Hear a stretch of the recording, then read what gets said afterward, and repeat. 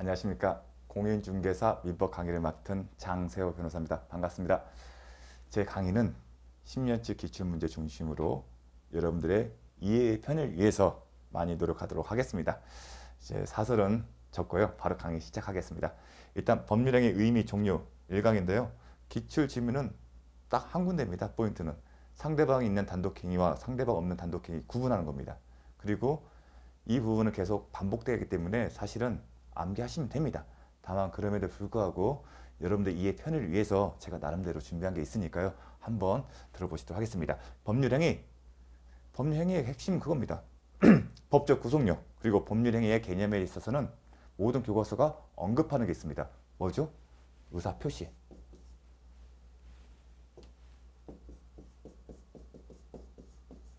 이 의사표시 이런 겁니다. 최초 법이란 것을 만든 사람들의 생각은 이랬습니다. 사람은 이 세상에서 가장 합리적이고 이성적인 사람입니다.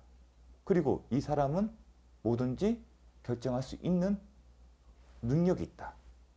즉 의사표시가 있기 때문에 어떤 법적 구속력을 인정하는 겁니다. 그게 포인트입니다. 그래서 모든 교과서에는 의사표시가 써 있는 겁니다.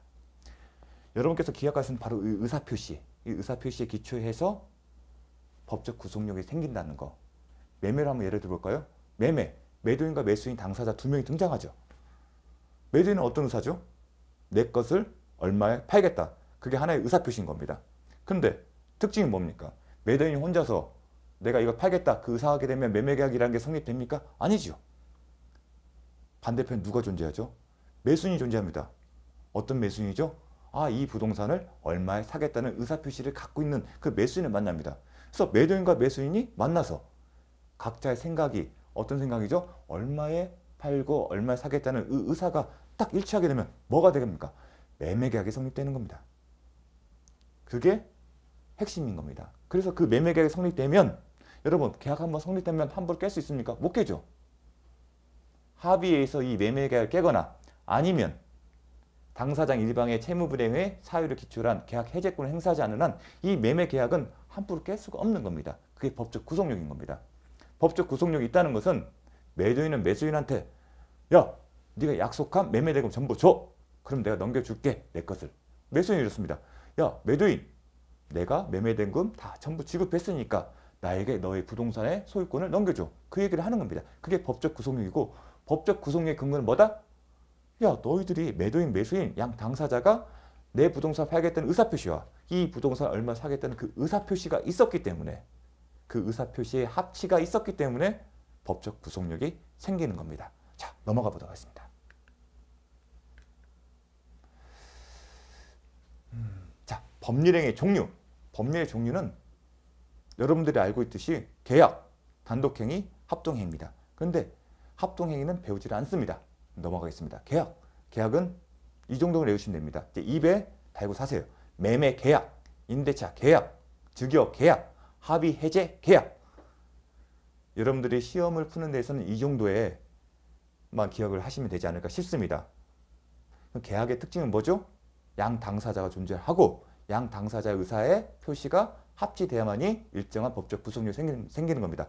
하지만 단독행위는 그렇지가 않습니다.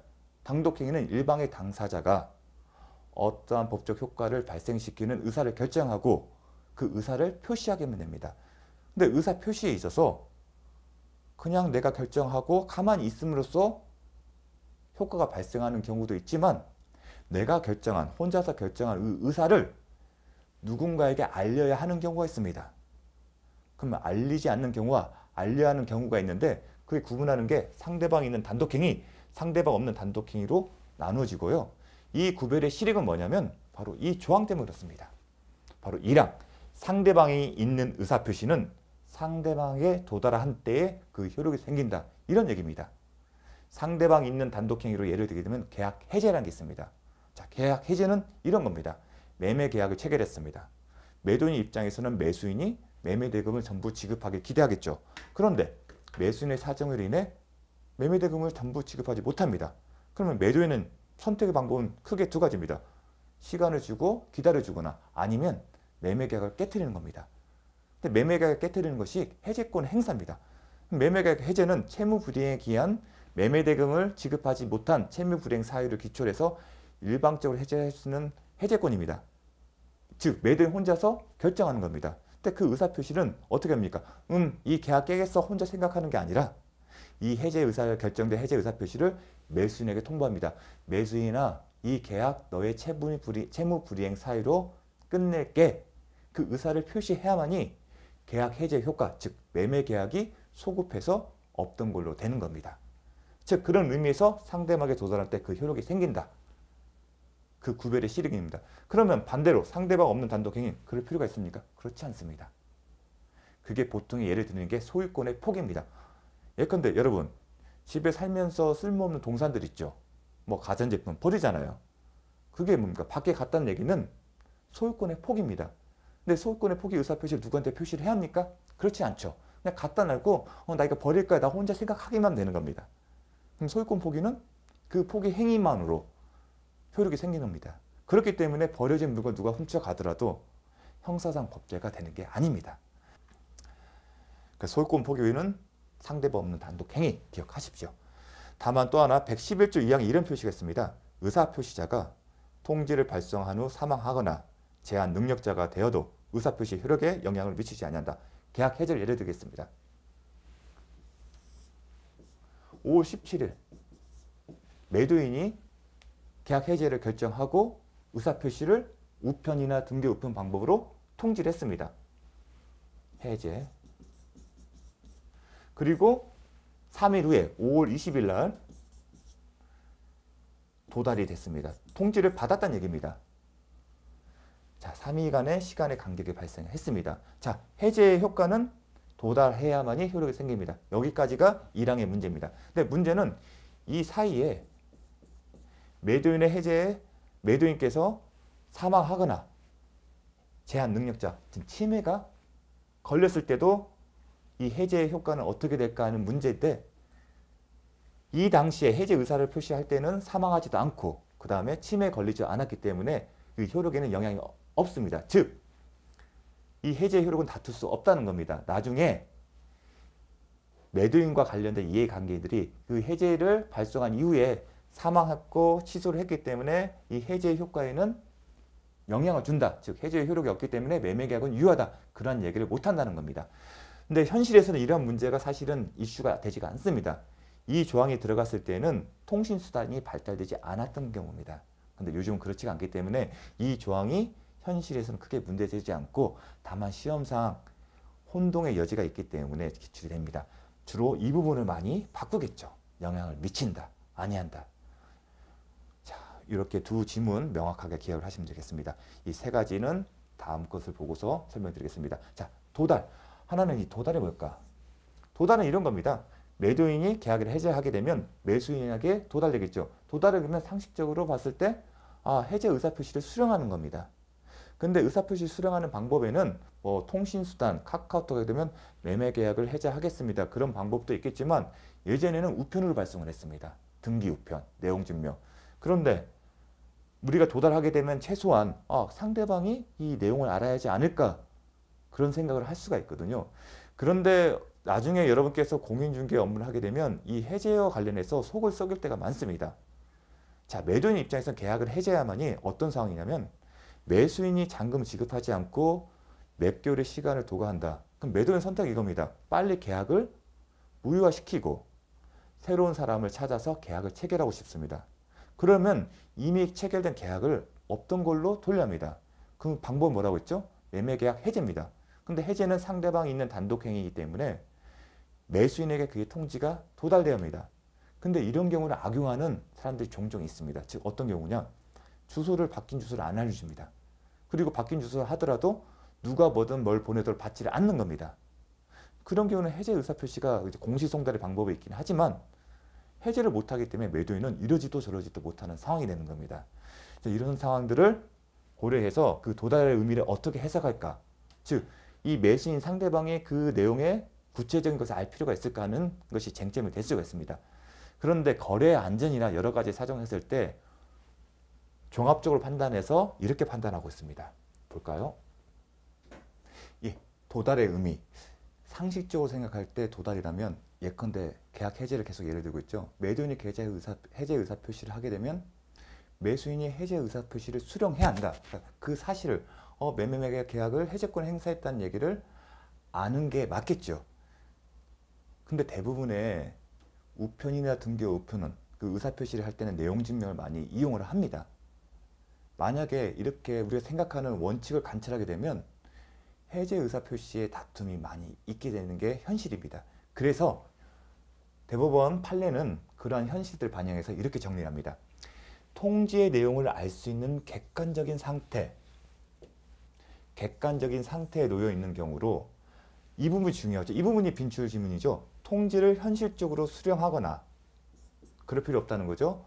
통지의 내용을 알 것까지는 필요하지 않다는 겁니다. 즉, 알 수 있는 상태만 되면 되는 거지 이 사람이 실제로 그 내용을 구체적으로 현실적으로 알 필요는 없다는 겁니다.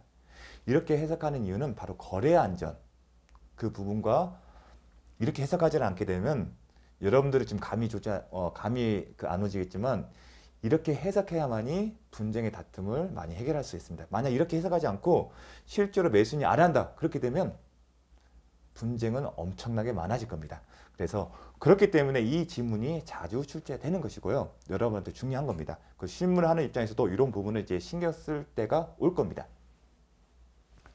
자, 제가 이제 지문을 중심으로 해서 제가 기출 지문을 해서 만든 겁니다. 먼저 말씀을 드리면 매매는 뭐라고 했죠? 계약입니다. 그리고 유증. 유증은 개념이 이렇습니다. 유언으로 누군 특정인에게 재산권을 이전하는 겁니다. 이거는 단독행위입니다. 드라마를 보게 되면 우리 회장님들 유언하실 때 혼자서 결정하지 않습니까? 그게 단독행위입니다. 다만 중요한 것은 그러면 상대방이 있냐 없냐 이렇게 생각하시면 회장님이 손자한테 예컨대 할아버지 할머니가 손자한테 유증을 한다. 그 자리에 손자가 반드시 있고 알려야 합니까? 그렇지 않죠. 손자는 이 유언의 내용을 모르더라도 효력이 발생하지 않지 않습니까? 즉 그 말 뜻은 할머니 할아버지가 단독으로 유언을 결정하게 되면 효력이 발생하는 거고 손자한테 그 유언의 내용을 알리지 않더라도 효력을 발생한다는 겁니다. 이해되시겠습니까? 상대방에 있는 단독행위는 의사표시가 도달해야만 효력이 생긴다고 했지 않습니까? 근데 유증은 그런 게 아니기 때문에 그냥 결정하시면 되는 겁니다. 근데 다만 구별하겠습니다. 증여는 계약입니다. 사전에. 요즘 증여 많이 하죠? 제가 애우라고 하지 않습니까? 증여 계약. 증여 계약은 증여자, 수증자가 있습니다. 계약서를 작성하는 겁니다. 그리고 세무신고를 하죠. 증여는 계약입니다. 유증은 상대방 없는 단독행위. 다음 재단법인 설립. 재단법인 설립은 배우지는 않은데 간혹 지문이 출제됩니다. 그 이유는 재단법인 설립하려면 주무관청의 허가를 받아야 합니다. 그럼 신청서를 내니까 상대방이 있는 게 아니야? 그렇지 않습니다. 이 재단법인 설립의 효력에는 영향이 없습니다. 다만 공익적인 사업이기 때문에 재단법인을 활용해서 공익법인을 이용해서 탈법이나 탈세를 방지하고자 어떠한 그 안전장치로서 행정관청의 심사를 받게 한 것뿐이지 이 재단법인 설립 과정에서 이루어지는 의사결정에는 그냥 상대방 없는 단독이기 때문에 그 의사결정의 효력이 발생하는 겁니다.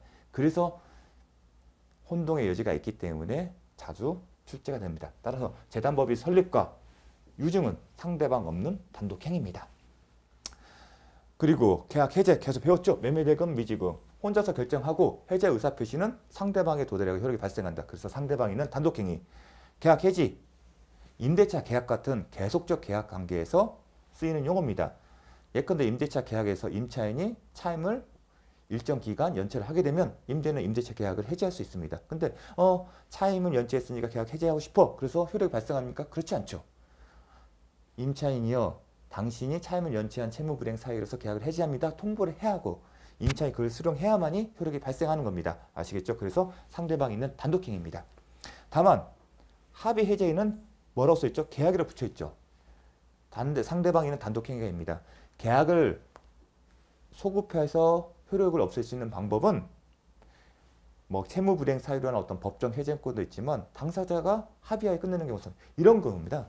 매매계약 여러분 아파트 매매할 때 이렇게 하시죠. 중개를 통해서 목적을 보고 결정을 하죠.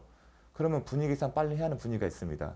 통상적으로는 당사자가 모여서 계약서를 써야 하는데 일정 맞추기 힘듭니다. 그러면 지금 빨리 가계약금 보내십시오. 그런 얘기를 합니다. 즉 구두상으로도 계약이 성립되니까요. 그러면 양쪽 공인중개사분이 양쪽 매도인과 매수인의 사이 이력을 보냅니다. 매매대금 얼마, 잔금 얼마, 계약금 얼마, 최소한 매매계약에 필요한 기본적 요소들을 적어서 보내고 동의를 받습니다. 그리고 가계약금을 얼마를 보내게 되면 매매계약은 성립합니다. 그 의미가 뭐냐면 구두상으로 이러한 약식으로 성립된 매매계약도 효력이 발생하기 때문에 일방적으로 깨트릴 수가 없는 겁니다. 그런데 현실에 이런 얘기 많습니다. 다음날 되니까 마음이 바뀝니다. 매매가 깨트리고 싶어요. 그런데 계약서는 쓰지 않았지만 이미 매매계약은 성립됐기 때문에 일방적으로 깨트릴 수 없습니다. 다만 이런 경우가 있습니다. 매수인이 매도인한테 이런 사정을 얘기합니다. 아, 제가 와이프의 동의를 못 받아서 못할 것 같습니다. 그러니까 매도인이 마음이 착합니다. 아, 그래요? 뭐 어쩔 수 없죠. 이런 경우에는 일방의 동의에서 끝나게 아니라 당신과 내가 합의하에 이 계약을 깨트리겠습니다. 그럼 계약에 의해서 합의에 의해서 계약을 깨트리는 겁니다. 일방이 누군가의 어떤 근거 일방적으로 하는 게 아니라 매도인과 매수인의 동의를 얻어서 계약을 없던 걸 할 때는 계약이 되는 겁니다. 이건 합의 해제 계약입니다. 그러니까 일방적으로 해주는 해제와 합의 해제 계약은 구분이 대시합니다. 그래서 표현을 쓰죠. 해제 계약. 그 다음에 이런 게 있습니다. 무권 대리로 체결된 계약에 대한 본인의 추인. 지금은 이제 무권 대리 계약에 체결된 계약에 대해서 효과에 대해서 아실 겁니다. 무권 대리로 체결된 계약의 효과는 어떻게 되죠? 무효입니다. 예를 들면 매수인이 할아버지 할머니입니다. 할아버지가 할머니의 동의도 없이 일방적으로 결정을 했어요. 그러면 매도인이 나중에 계약서를 작성할 당시에는 할아버지가 할머니의 대리인으로 계약을 체결한 겁니다. 계약을 체결했어요.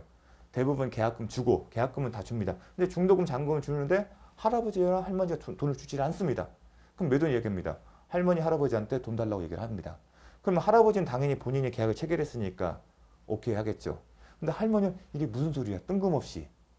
계약서를 보여줍니다. 그럼 매도인은 계약서를 보여줍니다. 보세요. 할아버지가 할머니를 대리해서 계약을 체결했습니다. 계약 체결했으니까 돈을 주세요. 뭔 소리야? 나는 할아버지한테 계약 체결하는 거 동의한 적 없어. 동의한 적 없기 때문에 무권 대리가 되는 겁니다. 무권 대리이기 때문에 계약은 원칙적으로 무효가 됩니다. 물론 표현 대리 책임이라는 게 논쟁의 소지가 있겠지만 그건 넘어가겠습니다. 근데 할머니 생각해보니까 아, 그래 이 땅 사면 좋을 것 같아. 생각이 바뀌었어요. 좋아. 그럼 매도한테 그렇게 했죠. 이 계약 이 계약이 무효인 계약을 지금 유효인 계약으로 생각한 게 할머니 혼자서 결정한 거죠. 아 그래 이 계약 좋은 것 같으니까 내 계약 사지. 그게 무효인 계약을 유효인 계약으로 바꾸는 겁니다. 그런데 그런 결정을 표시해야 하지 않겠습니까? 매도인한테. 그러면 매도인데 무효인 계약이 유효인 계약을 알고서 계약을 진행할 거고요. 그런 의사표시를 해야만이 성립되는 건데 할머니가 무권 대리로 체결된 무효인 계약을 유효한 것을 만든 게 추인입니다. 근데 이 추인은 혼자서 결정한 거기 때문에 단독행위예요. 다만 상대방한테 표시를 해야만 효력이 발생하는 겁니다. 그래서 상대방에는 단독행위, 지문이 많이 빈출되고 있습니다. 미성년자 법률에 대한 본인의 추인, 미성년자 법률행위는 취소할 수 있는 행위입니다. 근데 미성년자 법률행위에 대한 본인이겠죠? 어떤 경우냐면 미성년자가 성인이 된 겁니다. 계약 체결 당시에는 미성년자였지만 계약이 완료되기 전까지는 성인이 된 거예요. 계약 체결 당시에 미성년자이기 때문에 취소할 수 있는 법률행위입니다. 즉 매도인이 취소하게 되면 없던 걸로 돼요. 근데 성인이 됐어요. 아, 네, 비록 매매계약 체결 당시에는 미성년자에서 취소할 수 있지만 지금 성인 돼 보니까 아, 이 계약 계속 그대로 가는 게 좋아. 취소할 수 있는 행위를 확증시키는 겁니다. 그게 추인이고 이걸 일방적으로 결정한 거기 때문에 단독행위인 거고 당연히 이런 의사표시는 상대방이 해야만 알려야 하는 거죠. 혼자서 알고만 있는 게 아닙니다. 그래서 상대방이 있는 단독행위 이 부분도 많이 나옵니다. 착오랑이랑 계약기소 이런 경우입니다. 농사를 지으려고 부동산을 샀는데 하천입니다. 그러면 법률행위 중요한 내용 중에 착오가 있는 경우가 있습니다. 그리고 일정한 다른 요건을 충족하게 되면 이분들은 취소할 수가 있어요. 취소할 수 있는 상태입니다. 그런데 이분들이 농사를 못 지으니까 이 계약을 취소하고 싶어요. 그러면 취소 의사표시를 합니다. 취소를 결정하는 거죠. 그럼 취소 결정했다고 계약이 취소되는 게 아닙니다. 그 취소 의사표시를 매도인에게 해야 합니다. 그럼 상대방이 있는 단독행위죠. 자, 정리하면 추인, 무권들이 체결된 계약에 대한 본인의 추인, 미성년자 법률에 대한 본인의 추인, 착오의 계약이라는 제약 취소는 상대방이 있는 단독행위입니다. 그러면 상대방 없는 단독행위는 유증, 대담법인 설립 이 부분 두 가지가 있습니다. 이 부분 구분해서 잘 기억하십시오. 그리고 지금은 어렵게 느껴지겠지만 이제 한번 끝나고 나면 용어가 붙기 때문에 다 이해가 되실 겁니다. 넘어가겠습니다. 자, 지분으로서 공유지분의 포기가 상대방 있는 법률행위냐 상대방 없는 법률행위가 자주 나옵니다. 최근에는. 왜 그러냐면 자, 기억나시지 못지만 소유권을 포기하게 되면 종이지분도 소유권의 하나입니다. 소유권을 포기, 아까 쓰레기 버린 거 기억나시죠? 상대방 없는 단독행위입니까? 상대방 있는 단독행위입니까? 상대방 없는 단독행위입니다. 근데 공유지분 포기, 소유포기과 비슷하게 하기 때문에 상대방 없는 단독행위가 아닐까? 혼동의 여지가 있습니다. 그런데 결론적으로 상대방 있는 단독행위입니다. 그 이유는 이것 때문입니다. 267조 지분 포기 등의 경우에 기속, 공유자가 그 지분을 포기하거나 상속인 없이 사망한 때는 나오죠. 지분 포기 뭐라고 합니까? 그 지분은 다른 공유자들에게 각 지분의 비율로 기속한다. 이 조항 때문입니다. 예를 들겠습니다. 토지를 갑, 을, 병, 지분은 3분의 1, 3분의 1, 3분의 1입니다. 그런데 갑이 이 지분을 포기하게 됩니다. 그러면 법조문에 따르면 이 지분 비율대로 이걸 3분의 1로 나눠 가집니다. 결론을 얘기하게 되면 2분의 1씩 가지게 된다는 겁니다. 그런데 이 사람이 포기 행위를 상대방 있는 단독행위냐 상대방 없는 단독에 따라가 취급이 달라집니다. 상대방 없는 단독행위다 생각하면 마음속으로 결정하겠습니다. 혼자 결정한다면 이 사람들이 2분의 1씩 된다. 자, 뭔가 이상하지 않지 않습니까? 등기부라는 게 존재하고 등기부상에는 분명히 이렇게 돼 있을 텐데 갑이 혼자서 이렇게 생각한다? 그 결정만으로 2분의 1씩 된다고 한다면 표시가 안 되지 않습니까? 그러면 거래 안전성에 문제가 생기는 겁니다. 왜냐하면 등기부 변환치 않고 갑을병 그대로가 있으니까요. 그래서 상대방 있는 법률 행위라고 해석을 합니다. 즉 그 말 뜻은 갑이 을한테 병한테 포기하겠다는 의사 표시를 합니다. 근데 또 하나 쟁점이 있죠. 여기까지가 이제 우리가 이 파트에서 맞는 거죠. 상대방 있는 법률 행위. 소유권의 포기와 달리 공유지분의 포기는 상대방 있는 단독행위다. 이 조문에 따른 겁니다. 근데 하나 더 나가서 그럼 상대방 있는 법률 행위인데 이 포기의 의사표시를 을병에 하면 물권 변동이 당연하게 되느냐. 근데 결론 얘기하게 되면 등기를 해야 합니다. 이 부분은 다섯 관련 파트에서 얘기하도록 하겠습니다. 다음. 자, 공유지분의 포기 법률 행위로서 상대방 있는 단독행위다 설명드렸죠? 제가 말씀드렸다시피 상대방의 의사를 표시한다는 얘기인 거고 그 의사표시의 그 효력은 뭐냐면 다른 공유자는 자신에게 기속될 공유지분에 관한 소유권 이전 등기 청구권을 취득한다는 겁니다. 그러니까 상대방 있는 법률 행위이기 때문에 상대방 있는 법률 행위 때문에 이런 표현이 나옵니다. 소유권 이전 등기 청구권을 취득한다. 근데 이거는 시험과 상관이 없고 여러분이 이해 편을 위해서 기억하시면 될 것 같고요. 다만 중요한 것은 소유권 이전 등기 청구권을 취득하고 등기를 해야만이 물권 변동 효력이 생긴다는 겁니다. 이 부분을 잘 기억하셔야 합니다. 공유지분의 포기에 대해서는 이 지문 때문에 출제 빈도가 높습니다. 자, 넘어가겠습니다. 자, 준법률행위. 법률행위인데 법률인데 준이 붙었습니다. 이런 겁니다. 법률의 핵심은 의사표시고 의사표시에 따라 법적 효과가 발생합니다. 자, 해제가 무슨 뜻입니까? 매매계약 해제는 유효하게 성립된 매매계약을 소급하여 없애겠다는 겁니다. 그런데 준법률행위는 그렇지가 않습니다. 예컨대 채무이행의 최고를 예를 들겠습니다. 채무이행 최고는 이런 겁니다. 매매계약에서 매도인이 매수인한테 너 지급하지 못한 매매대금 언제 줄 거야? 빨리 지급해. 그겁니다. 그게 이행 최고입니다. 매매대금 빨리 지급해. 매수인의 채무잖아요. 그거 빨리 지급하다.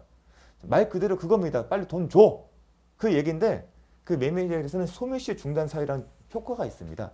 시험범위에 들어가지 않은데 이행채고는 소멸시효 중단 사유라는 법적 효과를 발생하십니다. 근데 소멸시효 중단 사유라는 효과가 채무이행채고 안에 포함이 됐습니까? 아니잖아요. 근데 법적 효과 발생하지 않습니까? 그래서 법률행위는 아니지만 준이라는 걸 붙인 겁니다. 근데 준법률행위 취급하는 이유는 법률행위처럼 다루겠다는 겁니다. 어떤 경우냐? 채무이행채고는 일방적으로 하는 거죠. 그리고 상대방이 있는 겁니다. 상대방이 있는 단독이기 때문에 채고를 하더라도 의사표시의 효력이 발생하려면 도달이 돼야 한다는 그 점이 강조되기 위한 겁니다. 그렇게 보시면 될 거예요. 자, 소멸시효 중단 사유 하나로 민법 제174조가 규정하고 있는 채고는 채무자의 채무이행을 구한다는 채권자의 의사통지다. 이게 준법률행위다. 준법률이 다루는 시력은 의사통지에 효력이 발생하려면 도달해야 한다. 그와 연결되는 겁니다. 채권 양도 통지의 승낙입니다. 말 그대로 어떠한 채권을 양도했습니다를 통지하는 겁니다. 누구한테? 채무자한테. 그게 전부입니다. 승낙은 그겁니다. 채무자가 통지하는 거 승낙합니다. 얘기하는 건데 법에서는 대항력권이라고 합니다. 대항력이라는 부분이 있는데 파트는 아닙니다. 즉 통지 승낙에는 어떤 의미가 포함되지 않지만 법에서는 대항요건을 발생시킵니다. 즉 의사표시에 무관한 법에 의해서 효력이 발생하기 때문에 준법률 행위인 겁니다. 그러면 준법률에 다루는 실행은 뭐라고 했죠? 도달해야만 효력이 발생한다. 그렇게 이해하시면 됩니다. 그런 차원에서 연결시켜서 질문을 내고 있습니다. 준법률 행위도 의사표시가 도달해야 효력이 생긴다. 그게 포인트입니다. 그러한 사유로는 채무행 최고, 채권 양도 통지 승낙 이렇게 외우시면 됩니다. 자, 채권 양도 통제 같은 준법률행위 도달. 아까 도달 뭐라고 했습니까? 사회 감정상 채무자 통제 내용을 알 수 있는 객관적 상태에 놓여졌을 때 도달의 의미가 있다. 현실적으로 수령하거나 통제 내용을 알았을 걸 필요하지 않다. 이거 연결되는 겁니다. 해제나 해지는 당연히 감이 오기 때문에 연결되지만 준법률행 같은 이행 최고나 채권 양도 통지나 승낙의 경우는 용어가 딱딱 붙지 않기 때문에 이 문장과 섞이면 헷갈릴 수 있어요. 혼동의 그 소지가 있는데 준법률 행위도 법률과 똑같다. 그럼 의사표시에 상대방이 있는